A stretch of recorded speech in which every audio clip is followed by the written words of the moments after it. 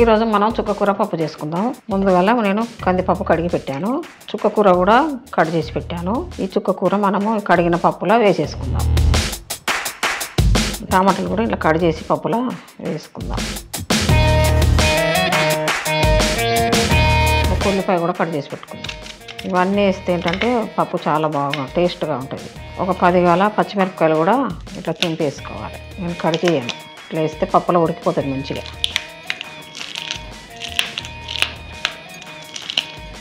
కొద్దిగా జీలకర్ర కూడా వేసుకోవాలి, కొద్దిగా పసుపు, మనకు రుచికి సరిపడా ఉప్పు వేసుకోవాలి. ఇందులో కొంచెం నూనె కూడా వేసుకోవాలి. నూనె వేస్తే ఏంటంటే మంచిగా తొందరగా ఉడికిపోతుంది. మనకు ఇప్పుడు కుక్కర్కు మూత పెట్టేసి ఇంకా స్టవ్ మీద పెట్టేసుకొని 3 విజిల్ వస్తే సరిపోతుంది. 3 విజిల్ వచ్చిందండి, స్టవ్ బంద్ చేసుకుందాం. ఉడికిపోయిందంటే మంచిగా పప్పు ఇలా కొంచెం ఇలా మెదుపుకోవాలి.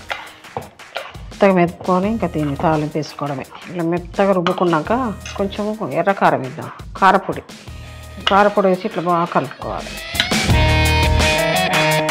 మనం ఈ చుక్కకూర పప్పును తాలింపు వేసుకుందాం.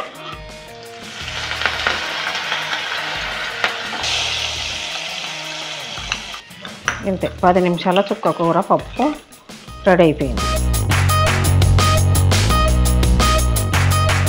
చూడండి ఎంత బాగుందో, చాలా అంటే చాలా బాగుందండి. నచ్చిందండి చుక్కకూర పప్పు? నచ్చితే మీరు కూడా చేసుకొని టేస్ట్ చేసి ఎలా ఉందో కామెంట్ బాక్స్లో తెలపండి. లైక్ చేయండి, షేర్ చేయండి, మన ఛానల్లో సబ్స్క్రైబ్ చేసుకోండి. మరో మంచి రెసిపీతో మేము ముందుకు వస్తాం. బాయ్.